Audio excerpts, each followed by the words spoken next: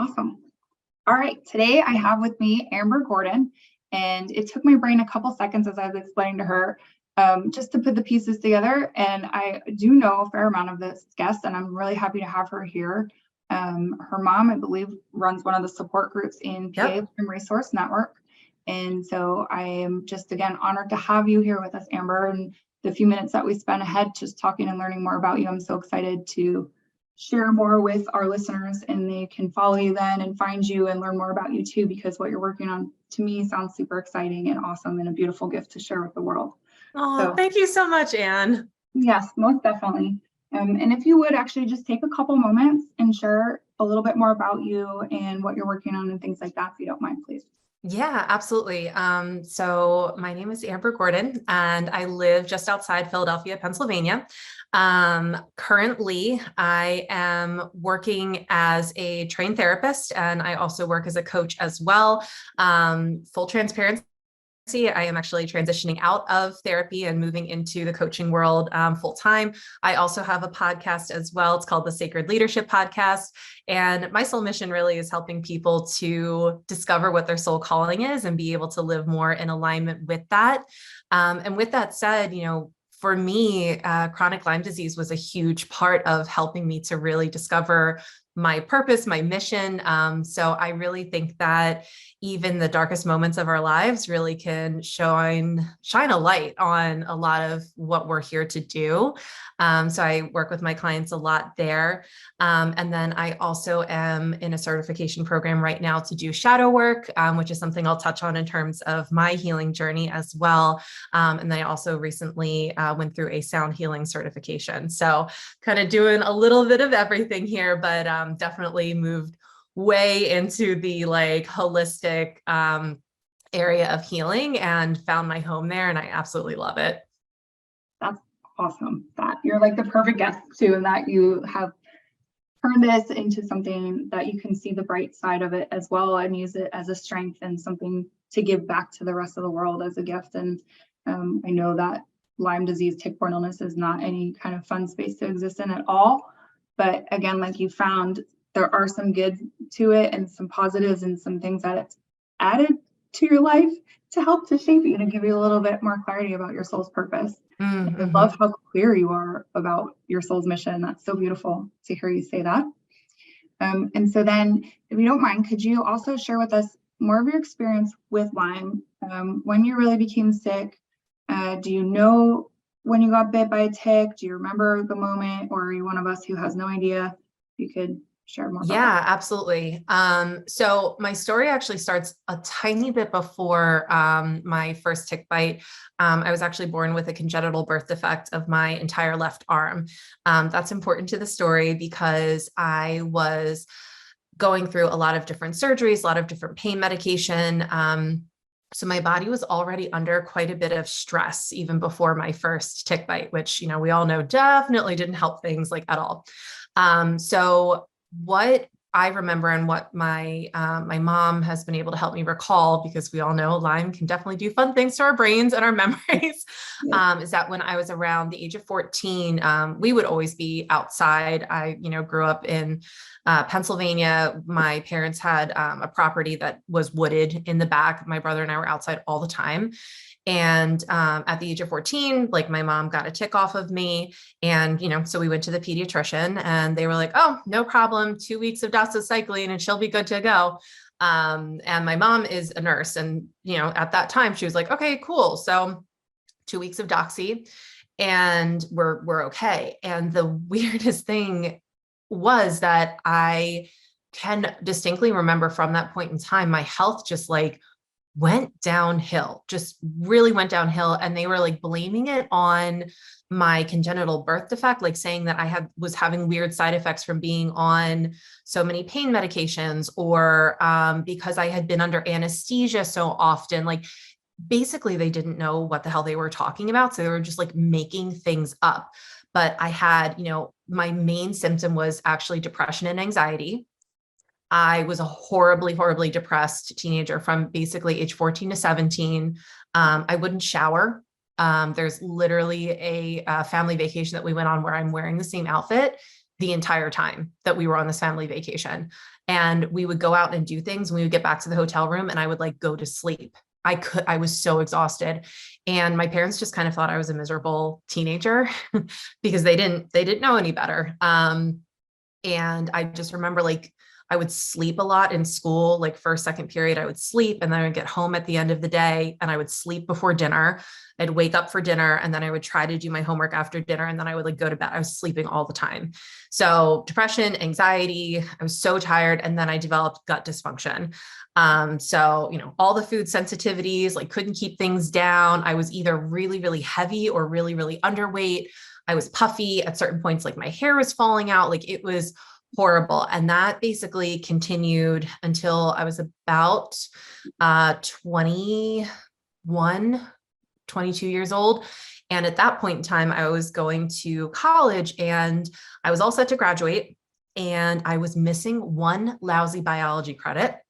And the only class that was available over the summer was a forest and fields class. So I'm thinking like, all right, well, I guess this is like what I have to do to like graduate. So that professor goes and repeatedly takes us into the Pine Barrens in New Jersey over the summer. And obviously like no talk about ticks, tick prevention, like nothing. I was bit multiple times during that class. And also at this time, I was living in, this is like the really weird part of the story. I was living in an older apartment in Chestnut Hill, and there were mice in the walls. And the mice were bringing in ticks. I know everyone's like crawling out of their skin right now. And so anyway, I'm living in this apartment and there's all these tiny little bugs everywhere. So at this point, I have no idea that like nymph ticks have 6 legs. They don't get like their 7th and 8th leg until they're older. So like I'm seeing all these tiny little bugs everywhere. I would collect them in bags. I had no idea I was getting bit up. I thought that they were fleas or something. And here there was nymph ticks like all over my apartment. My poor cat, like we had no idea. So I'm there. I also, I'm exposed to adult tick bites through this class. And then obviously after that point in time, my health really, really, really took a big nosedive.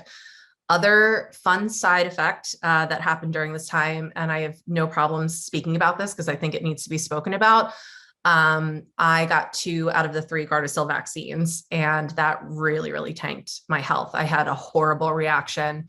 After I got the second one, my whole body broke out into warts from head to toe. And I was like, I'm not getting the third. Thank God I didn't. But between the vaccine injury and the additional exposures, my health just really, really, really crashed. But still at this time, nobody has any idea that I have Lyme or tick-borne illness. I can't even tell you how many GIs, all these different like primary cares, specialists, neurologists. I think my mom and I counted once. At that point, I had seen like, I think over 20 specialists, something crazy like that. And at this time, I had mentioned my mom's a nurse. So she's working for an insurance company reviewing disability claims. So she starts seeing a bunch of disability claims that match my symptomology. And guess what these people are being diagnosed with? Chronic Lyme disease. Yeah. So I will never forget this. I was doing direct sales at the time. And I went to somebody who is very well known in the Lyme community, Allie Perch. So I went to her house to do a direct sales party for her and her sister. Oh. Yeah. And they're all talking about Lyme disease. And I'm like, excuse me, you're telling me that all of these symptoms that you have are because of Lyme disease? And they're like, oh yeah. And I'm like, oh my gosh, like these people could be talking, right? They could be talking about me, because at this point, my mom had brought it up to me that she thought that it was chronic Lyme. And I'm like, Mom, you're just literally grasping at straws here. Like, I get that, like, I'm really sick, but like, what the heck? I don't think that that makes any sense. So I remember driving home from this, party, and I called my mom and I'm like, Mom, I'm ready. Like, I'm ready to get tested. I don't know what we need to do, but I just went, to this party and I heard all these people talking and they all sounded like they could be me. And they all were saying, it's Lyme disease. And my mom's like, okay, cool. So at that point in time, we're talking now, this is like over 10 years ago at this point. So my mom had done enough research to know that we had to get an IGNX test.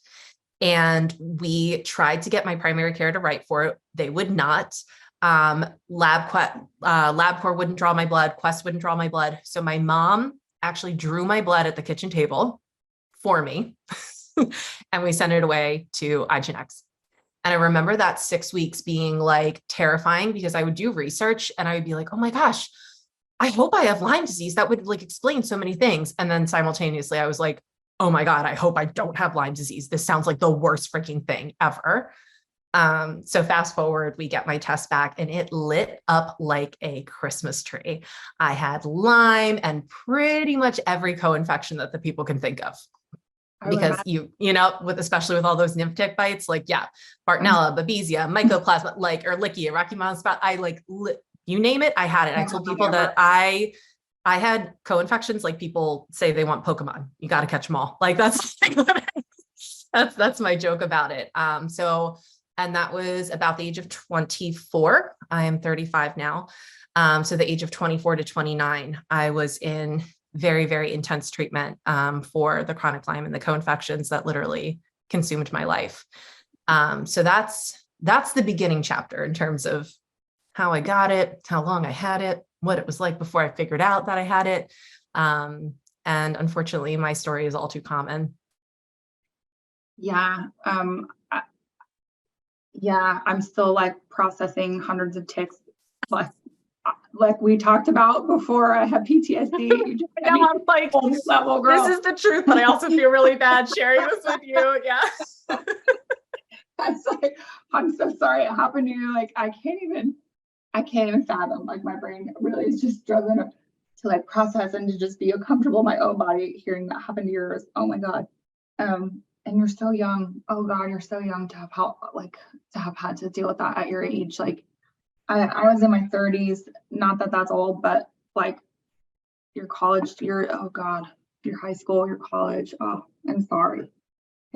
But I look at you now and I think about how vibrant and beautiful and just whole and like healthy and just, I keep looking at your face. You're so beautiful and so. Thank you.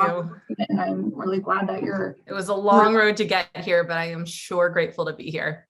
Yeah. And hearing how committed you are in your soul and just how strong you are, like, I know that it bettered you, but I know that it really sucked. There. Amen, sister. For sure. So yeah. And when you're like, I've talked to quite a few people who had hair falling out. Was it like in big chunks, just so people are understanding? Yeah, for me, I think it was more actually related to malnutrition, because at that point my body was like not digesting food. I had the whole symptom where like I would eat red meat and it would come right back up the way that it went down. Like at that point, of course, I had no idea that that's a very common symptom. Was really, really struggling. Like either things would go right through me or they would come right back up. And I was very pale. Like my eyes and my gums were like very, very white. My fingertips, like my fingernails were like really brittle. And then I just kind of like had a lot of like, I would brush my hair and like, just like way more hair than was normal, like would come out.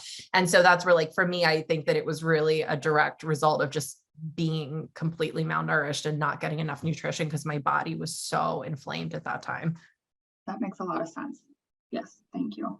Because I think like, oh, I had pretty much every symptom known, but I did not have that one. And every time I'm like, oh, I think it couldn't get any worse. It's like, well, no, that probably would have really sent me far off the edge. But okay. And so then through the healing, like, well, I guess, so we kind of went through like how long to diagnosis then. And then can you talk a little bit more to me about what helped you heal? Like, what really was the turning point for you? And then also through that journey, were there moments in time when you didn't think that you were going to make it? Or were there moments in time where you're like, I've got this. I know I'm going to get better. I know I'm going to heal.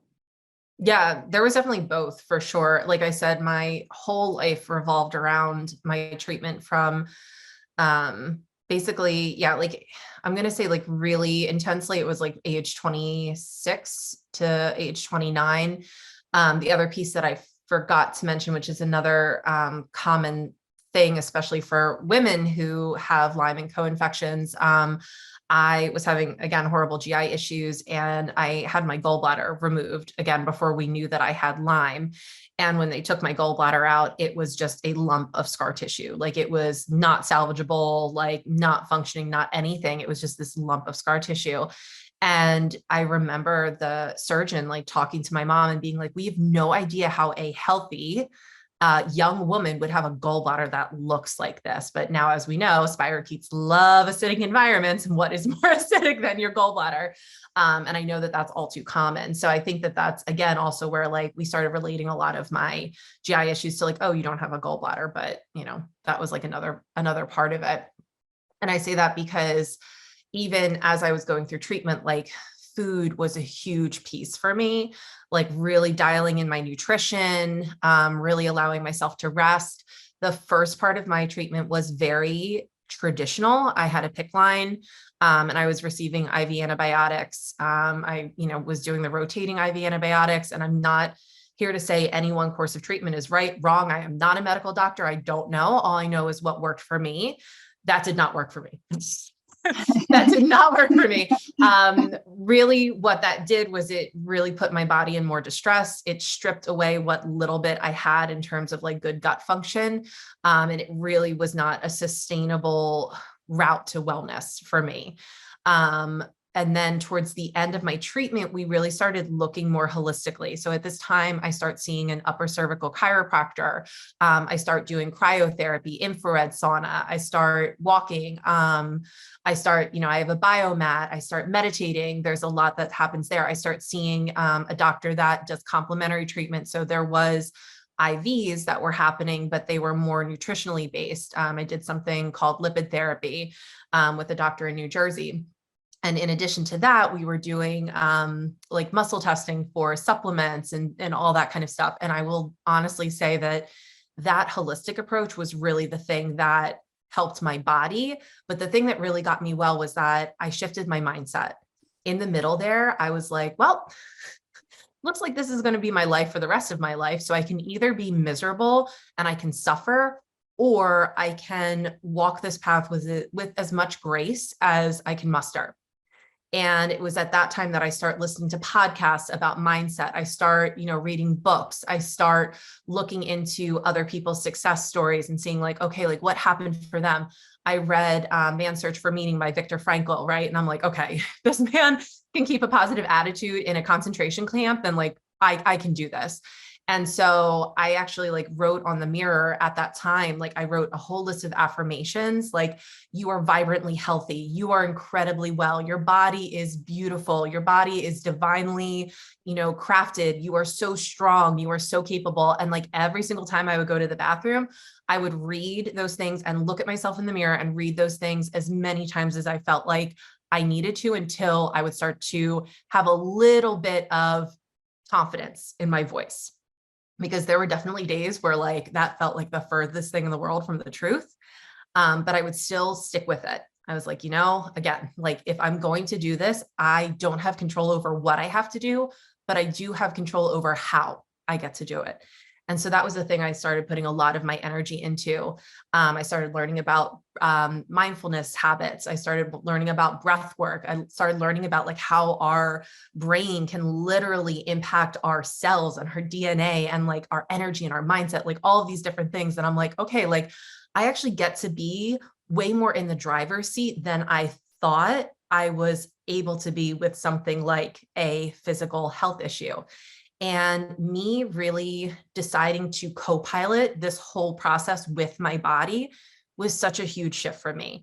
And that is where I essentially really started to get into mindfulness and mindset work. And it's something I continue to use to this day, because I think that is a really big piece that's missing for a lot of people, where we actually know that we can take our power back, even though we have things happening that are outside of our control. Tremendously. You made me want to cry like 10 times through that whole thing. Your makeup looks so good, and don't cry. Don't worry, I got these tears back up in, girl. Maybe like 3 years ago, I'd probably be sitting here sobbing, but I'm pretty much past those days, I think. I do cry sometimes, but it's just so beautiful to listen to you and to hear your experience. And, that's what I try to not beat into people's heads, but like meditation and the power that we harness within ourselves. I imagine you're familiar with Joe Dispenza. Maybe I've mentioned him on my podcast in the past. I know I've done talks on him. Like he's somebody that sticks with me a lot with these things becoming supernatural. And some of his talks are, saying if you just picture something like playing the piano, for example, you'll gain 25% dexterity strength just picturing something. And so what we can do for ourselves is truly to, as you, I think, put it, like assist your body in this process. Like, how can you work with yourself, like fighting against yourself to do that, or to undermine yourself, I guess, really with the negative thoughts. I'm a big believer in writing things down. So much power in that, and putting those goals out there, and for your brain to see that every time you go there. Like, that's such a good way to hammer that home to yourself, to repeat it over and over. Energy goes, what do they say? Mind goes where, and I'm never going to remember this the right way. Energy flows where the mind goes, or Yep. Yeah. Okay. Like, which way do I need to get this to come out? Yes. But yeah, it's within our power to do so much. And when I try to help people to heal, that's really where I'll start, is like trying to tell them to like picture it or feel it or shift it. But sometimes that's where you really get met with the most resistance. And I know it's hard. It's like an intangible for people to grasp, right? Like, what do you really think proved to you that was working? Or is there something that you felt like you had a realization, like, yes, this is doing this, I've got to keep going, that made you be able to do it? I think for me, so the thing that also happened during this time, and a big part of my story is I was almost finished graduate school by the time I got really, really, really sick. I was almost finished graduate school for marriage and family therapy. Like I said, I went downhill really, really fast. And so I wasn't able to like complete the last 3 weeks of my internship. So at this point, I have like a 3.9 GPA. I have like all of these amazing accommodation or recommendations, like from my my supervisors at my internships.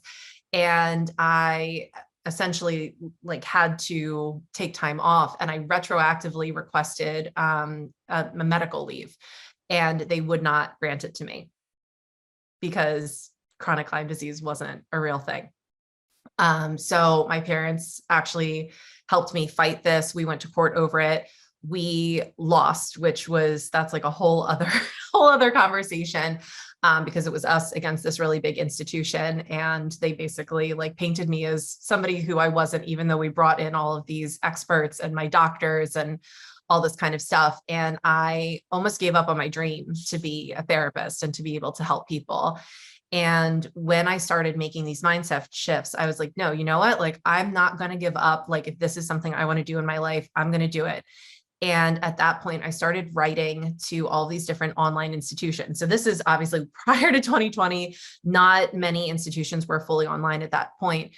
And I started writing to these institutions with my application to see if anybody would potentially accept more than the typical 9 to 12 credits that are typically allowed to be transferred, because technically your degree is a brand name. So if they accept, any more than at least 50%, then because people would go get their, most of their credits somewhere and then finish your last semester at Harvard, you have a Harvard degree. Like, I get it.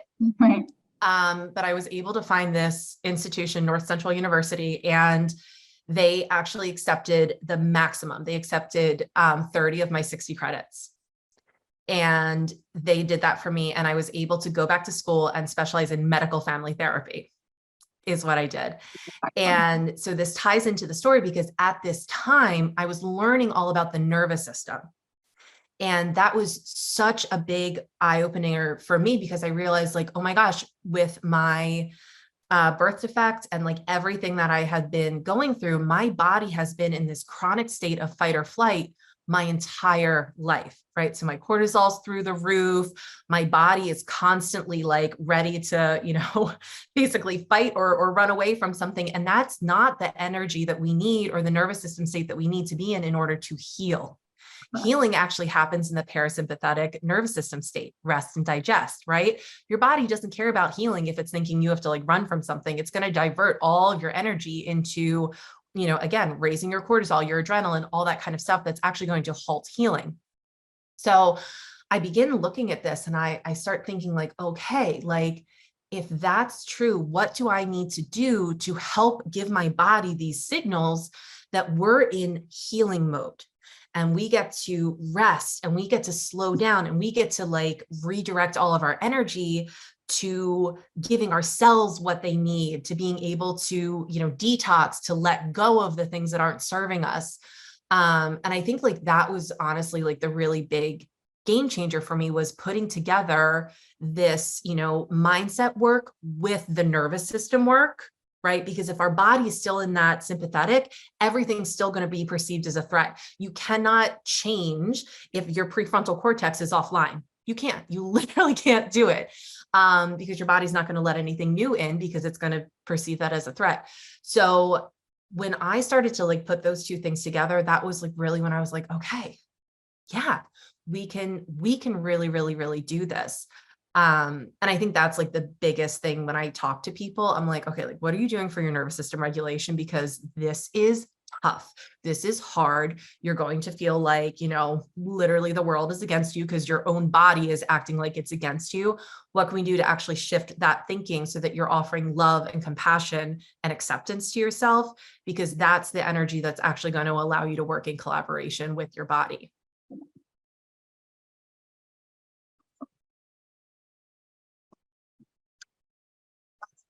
That's really important and a huge shift to make. And like, again, I just keep thinking about how young you were, like going through all this, and like how smart you are, and just like how intuitive you are, and how much you were able to hear your own self through the sickness and like figure out what really your body needed. Because I also think that's some of the struggle for people, is to actually hear themselves and do something about the information that their body's sharing with them.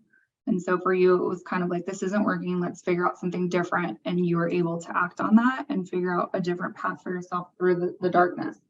I also like to call out the healing mode, just because I try, when I talk with people who are healing, to use exactly that terminology, that you're healing versus that you're sick, right? Like there's a really big shift in that mental acknowledgement. Like I'm healing, I might not be perfect, but I'm healing. I'm working on it, versus saying that you're sick, because I think that just kind of like keeps you down. And then you're perpetuating that state of illness instead of perpetuating a state of healing, because our body pays attention to the words that we speak into ourselves. And I think speaking kindness into ourselves, and also practicing being able to use affirmations that are in the present and in the positive, that is one of the most powerful things as well. Because I'll hear people like, do affirmations like, I'm not sick anymore. And I'm like, okay, there's the word not in there and the word sick in there. Your body doesn't care about grammar. Your body cares about the vibration of the words that you are using. So how can we make that present, and how can we make that positive?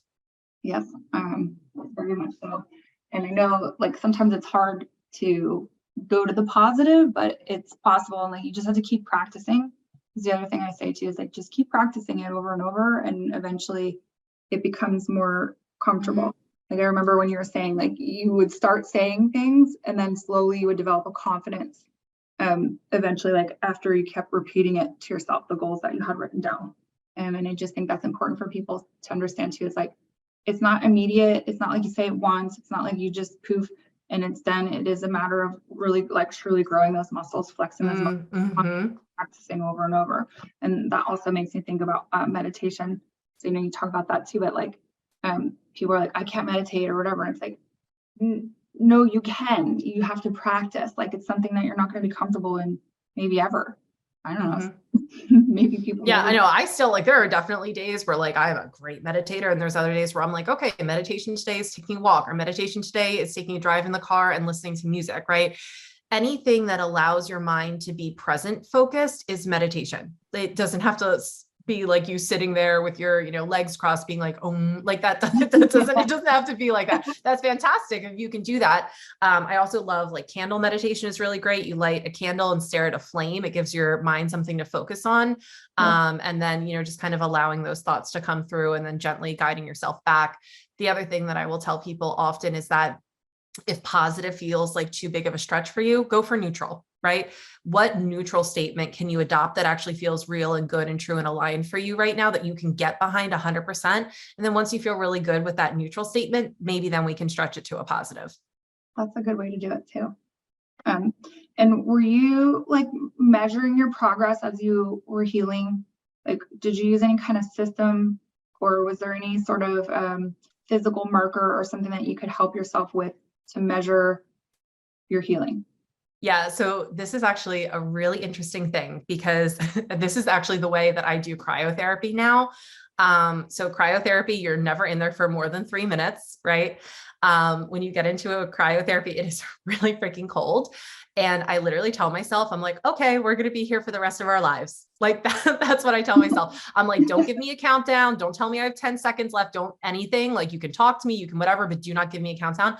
Cause I say to my body and my brain, yep, we better get good with this, because this is where we're hanging out for the rest of our lives. I almost like mind trick myself. And so that's actually how I ended up working with myself in terms of my healing journey. I would be like, okay, this is it. We're gonna be here for the rest of our lives. And it wasn't in a defeated way. It wasn't in a resignation. It wasn't in a way that I was giving up. It had none of that energy to it. It was just me fully accepting that even if this was my life for the rest of my life, that I was going to do it as well as I possibly could.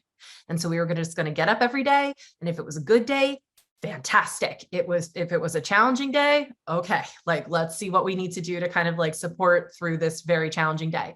If it was like a really like freaking terrible day, that's when maybe, like I call in support or things like that. But I just took things one day at a time, truly. And I really didn't measure if I was getting well or not. I just remember at one point, it was like I would start to have good days, multiple days in a row. And that's when I started to pay attention. I was like, I would remember calling my mom and I was like, Mom, like, I think of all 7 days this week, I had like 4 good days. I had like 4 out of 7 good days. You'd be like, that's great. And then eventually it was like 5 out of 7. And then eventually it was 7 out of 7 days. And it kept happening like over and over again. I would have good week after good week after good week after. And I was like, oh my gosh, I think I'm in remission. I think I'm in remission. I really do. And this is where I do use the word remission over heal. Because as much as I have done healing work, it is something I am actively in relationship with every single day. Every single day, I'm taking care of my body, my nervous system, making sure I'm getting enough sleep. My mom actually practices autonomic response testing. So I see her, to get my supplements like done every couple weeks. I'm very careful about my nutrition. So this is something I take such good care of my body because I do not take my health for granted, not one bit. That's very valid. And that's, I think, part of what this journey is to teach us how to love ourselves better, right? Mm-hmm. Again, really sucky way to learn that lesson. But for me, that was one of the most valuable lessons that I got out of it, was saying that I'm worthy and that I deserve and that I need to take care of myself too. Yes. And I think that's one of the best parts too for me, is like, yes, and it gives me permission to do that. And if I want to spend an hour in the bathroom at night fluffing and fixing myself and rubbing oils and potions into my body, yeah, that's what I'm going to do. I'm not going to feel guilty about it at all.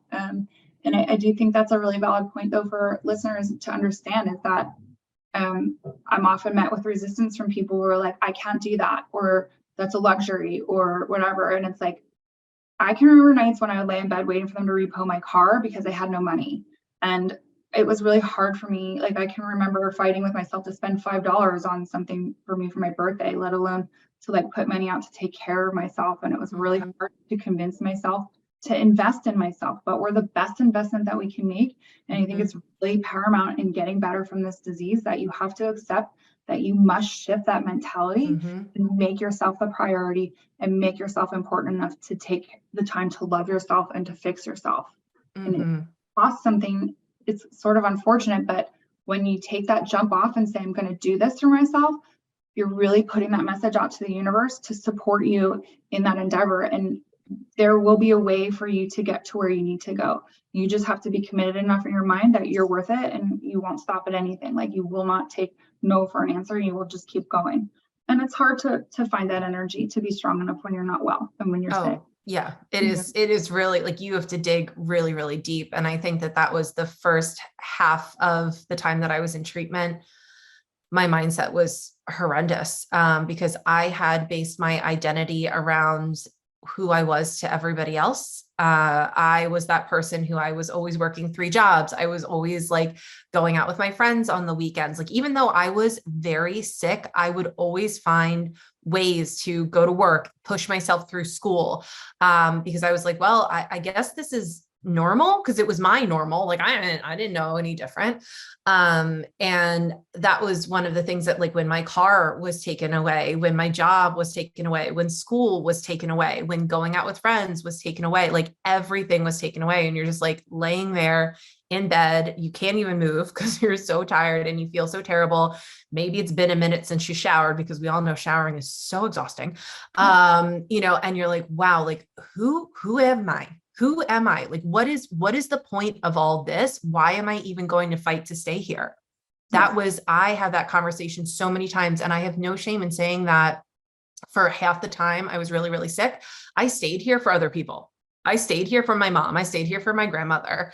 I stayed here for my dad. That's why I was like, okay, like they would be very upset if I gave up. I'm just going to make it through one more day for my mom. And then eventually I was like, okay, like maybe I can start trying to stay here for me. And I was like, well, what's good about me? Like, what do I have? And that was where I realized that even through all of this, I would still get in the Facebook groups or get on the message boards when I was having an okay day and like offer support to somebody else. I would still be there, for guidance. I was still there to connect other people. I was going to all of the support groups, welcoming in like new people. I was living in the Lehigh Valley at the time. So I was very active in the Lehigh Valley Lyme support group. I was helping my mom, with the Monco support group. So I was able to still help people, even though it wasn't my job. Nobody was paying me for it, but I was still able to know that this is my truth. This is my calling. This is who I am as a human, and still find ways, small ways, to align myself with the truth of what I'm here to do. And that started kind of building a little fire within me to know that, like, okay, even without all that outside stuff, I am still important. I still have something to offer. I can still be here. I'm still worthy and deserving just because I exist. And from that, I really feel like that was when my body shifted to being able to receive a lot of the healing that I was engaging in. Because again, we have to feel open to receiving. That's a huge part of all of this. You can do all the treatments in the world, but if your body's not open to receiving them, it's like bouncing a rubber ball off a brick wall. Like it's not going to go in. And so shifting to that openness to receive, I think, was also a big part of what ultimately put me in a place of remission. Yeah, good. Thank you for calling that out as well. And then I know we just have a couple minutes, but if you wouldn't mind, I feel like you've touched on this a bit, but can you just talk a little bit more? I know we say that this is one of the darkest spaces, and I think that you kind of shared with us some of the brighter spots, or the silver liming, as what we call it here, about your experience with Lyme and tick-borne illness. But could you talk a little bit more about maybe what would be the best thing that's happened to you as a result of your experience, please? Yeah. And I think the best thing that has happened to me as a result is I feel pretty damn resilient. And resilience is something that, especially for people who grow up in, we as like Americans, even if you have it tough, you have it way better than most people, in the rest of the world. We are often not faced with true discomfort most of the time. And so that's where our nervous systems develop this really small, it's called a window of tolerance, right? A very small window of tolerance. So anything that occurs outside of that window, we cannot handle it. And going through this experience and really being able to sit in and make friends with that discomfort, that fear, that anxiety, really being able to love on my body, even when it doesn't feel like it's, loving on me back, has widened my window of tolerance to the point where I can handle a whole hell of a lot now and still stay emotionally regulated. People that know my family know that we lost my dad very suddenly a little over a year ago. And that was one of the most difficult things I've ever encountered, probably even more difficult than going through chronic Lyme disease. And I feel like even in that experience, because of what I had cultivated in terms of being able to sit in uncomfortable spaces, I've been allowing myself to grieve. I've been allowing myself to sit in the loss and the longing and the sadness. And it's something that I feel confident in leading myself through because I know what I've led myself through in the past.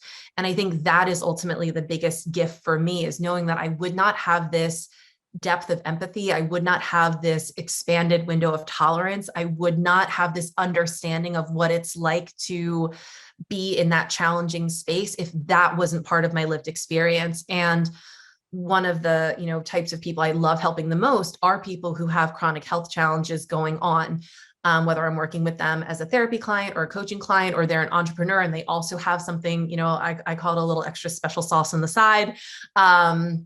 That is something that for me, I know that I can relate better because of my lived experience, and I really wouldn't change that for anything. That's awesome. I know you're going to be so successful in what you're working on now with your business. Will you share that too, please? Yeah, absolutely.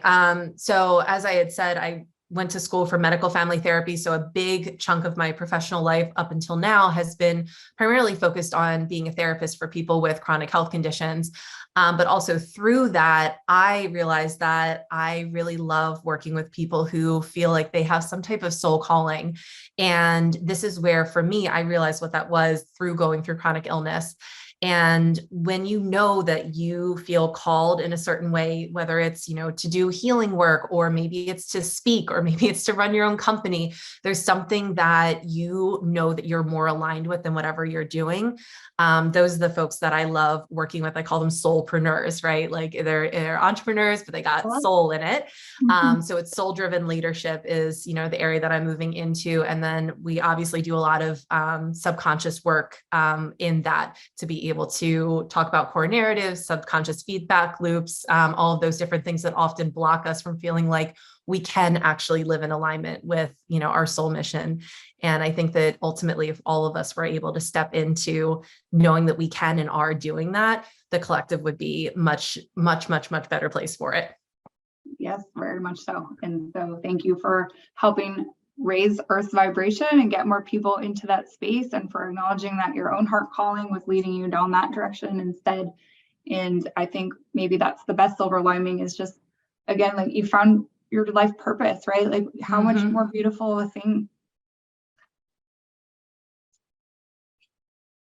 Sorry, but it's like, how much more beautiful thing can you get than finding what your true purpose on this earth is, and to be able to share it with such compassion and empathy and understanding of the other person who's receiving it from you is just amazing. And I know, again, that you're going to be so successful, and I'm so excited to check out your podcast, Sacred Leadership, and to hear more about this. And I could talk to you for hours. Like, I'll come back anytime, Anne. You just let me know. I love this stuff so much. And I think this is the side that doesn't get spoken of enough, right? We think in our country, it's like you go to the doctor, they give you the medicine, they fix you. But this illness has taught me, and I come from a background of Western medicine people too. My dad, both my grandfathers, two my uncles, a cousin. I've got other cousins that are nurses. Like, we are a very medical oriented family. And I put my faith there at first, and unfortunately it didn't serve me the best. And I had to figure out different ways to go. But a lot of it came down to grappling with me inside, that spiritual work, that deep look at who I really am. And it's really uncomfortable, and it's really weird. Oh yeah. Scary. But like, this is the stuff that I find people need to hear. So thank you for being so open and vulnerable about your experience. And thank you for having me. Forward to, again, checking out your podcast and just following you along in this journey. And thank you again for your time here with us today. You're so welcome. Thank you, Anne. Yeah, my pleasure. I'll talk with you soon. Thank you, Amber. Bye. Bye. Awesome.